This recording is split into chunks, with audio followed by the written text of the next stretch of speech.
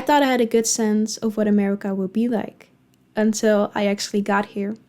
These are some things that truly surprised me as a European. So one of the first things that completely caught me off guard when I got here were the electricity wires or the power lines that are outside and are not underground, because where I come from the Netherlands, we're used to it being underground and you just don't see them because they're underground. And so when I got here, I was so surprised to see those power lines and see that they were just above ground, because I don't know, I never thought about that being here. I knew that in like some Asian countries, they have the power lines above the ground as well. But I didn't expect that to be the case here.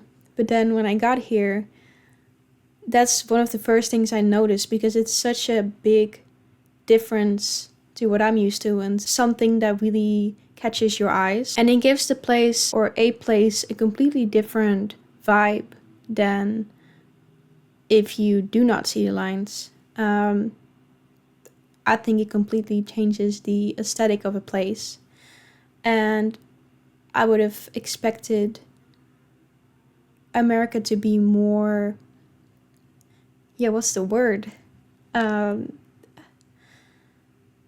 tech or something. I don't know if that necessarily has anything to do with that, but yeah, I would have thought that if we had underground power lines, that America would have it, if that makes sense. And now to me it makes sense that I would hear about like power outages, and now it makes sense seeing the power lines outside, that they kind of go hand in hand, and it makes sense that it might happen more often here than where I'm from. But I guess it's just so expensive to make all the power lines, to bury them underground now, and it just cost billions. But it could help prevent wildfires and power outages and things like that. The second thing that surprised me is, and I don't know another way to say this, and I don't mean to be rude or anything at all, but the roads are not as good as what I was expecting them to be.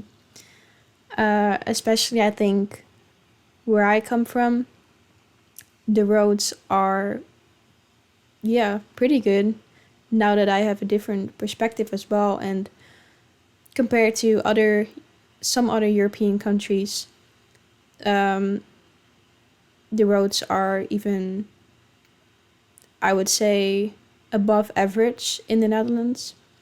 And so for me, when I got here, I was surprised that the roads don't seem to be kept up with, and there are so many holes and bumps, and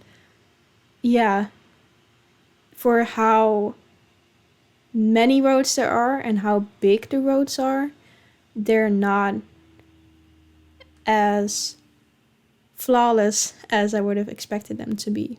And that was just another thing that I was surprised by and I wanted to point out. And what goes into that is a whole different infrastructure.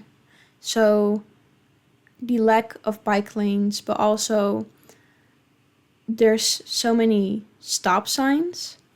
That was one thing that also really surprised me. In the Netherlands, we will have like stop signs will be more used when there's a more dangerous situation and you really have to stop to like look around and see if there's any cars coming. But here it seems like they're more used to show who has the right of way. So at a crossing, you'll see like a stop sign, and then if you're driving on the road like this, and then there's another car coming from the right side. In the Netherlands, usually the one that's coming from the right will have the right of way. But here, they both have a stop sign, and then you just kind of see who comes to the stop sign first, and then that one has the right of way. So that's completely different. If I wouldn't have known that, I would have just assumed that the person coming from the right would have the right of way, even though I might have come there first. So that was a really interesting thing for me to find out as well. And also the lack of public transport. I mean, there is a train here, and I guess there's some kind of bus or buses, but it is not that present in general. And even though I think that the US could really benefit from more public transport, even, or for example, especially in places where there's more traffic, then you can, if you have a train, then you can take some of that traffic from the road on the train, and I guess, yeah, you'll have more people on the trains. But if you have more trains going, then that will still get a lot of people off the roads. And I guess in other places outside of Texas, maybe New York and places like that, they might have better public transport, but maybe I'll see in the near future. Stay tuned. There also seems to be a difference in the level of environmental friendliness.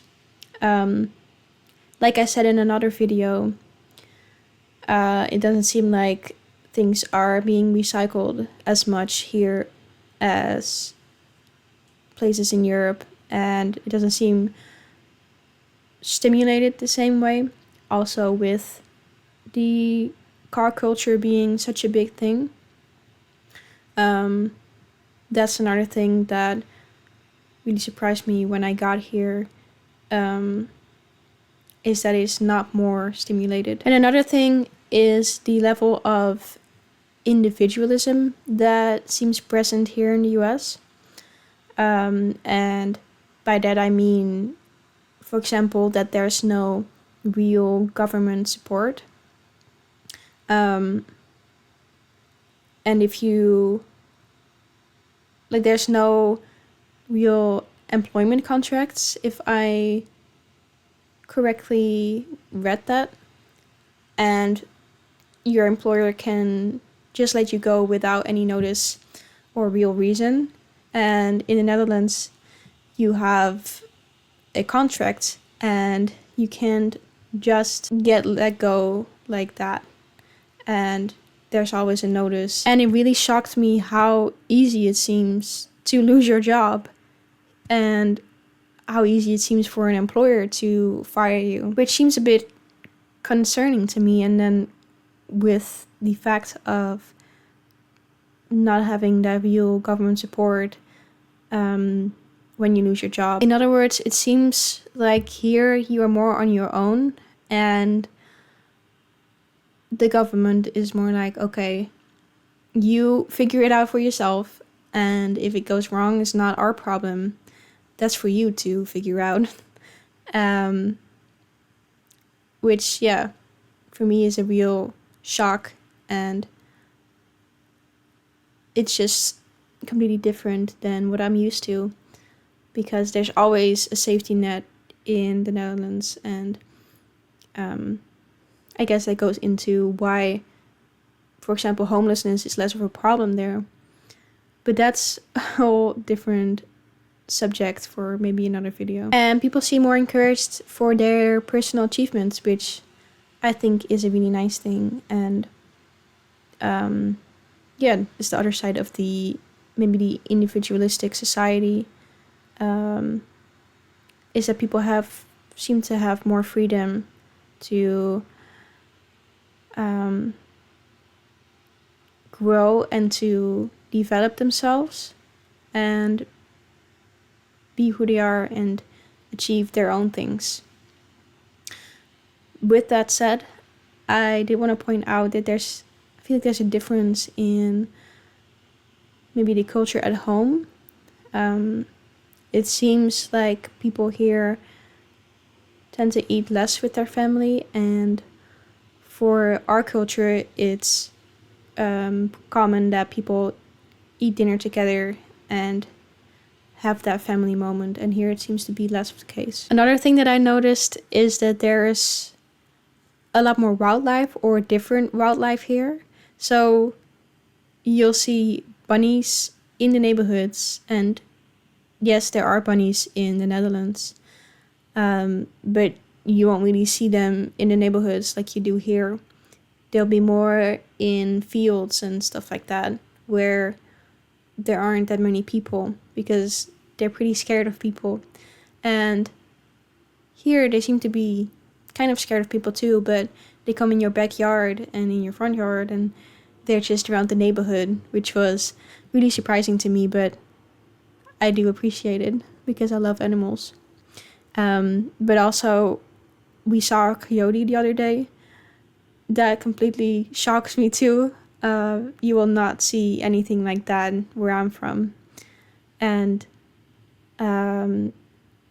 this might sound crazy, but this is true. In the same couple of days, we had a snake coming in the house. It was just suddenly there, and we don't really know how it got in here. But we opened the door and it just slithered away. But that's also something that you will not really see in the Netherlands. And then the last thing that I wanted to talk about is the difference in food taste, like taste-wise. So I haven't tried all foods here yet. I probably won't try most meats because my boyfriend is vegan and we eat dinner together. So I just mostly eat vegan dinners, and that's why I haven't really tried chicken or beef or anything like that. But I have tried the bread, and I think I talked about this. Did I? I don't know, but the bread seems a lot sweeter here. And what I haven't said yet or mentioned yet is that the bread, it seems to be that the bread will stay good for longer and will stay good for long periods of time without putting it in the freezer, which is mind-blowing to me because back home we put the bread in the freezer to make it stay good for longer, because otherwise it would just go stale and go bad. And here that is kind of a little bit concerning to me, that at least the breads that you buy that are not frozen, you don't freeze and they stay good for longer. So that's something that I'm like, okay, wait a minute. What am I actually eating here? But anyways, also the cookies and just sweets seem like they're a lot sweeter. And also the grapes. I had the green or white grapes. I don't know what you call them, green or white. But yeah, the grapes, and they are a lot bigger here, is what I noticed.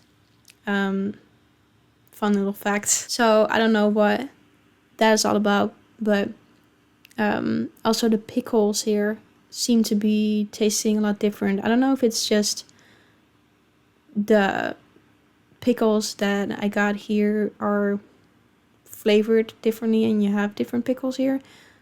But I think I tried at least 2 different pickle brands here, and they both seemed very different from the pickles we have at home or where I'm from. I'm used to the pickles being a lot more sour, I guess. But anyways, those are very specific examples, but that's just some of the things that I've eaten here that I noticed that were different than in Europe or in the Netherlands. So I thought it was worth bringing up. So those are some of the things that I noticed and really surprised me when I got here that were so different from what I'm used to.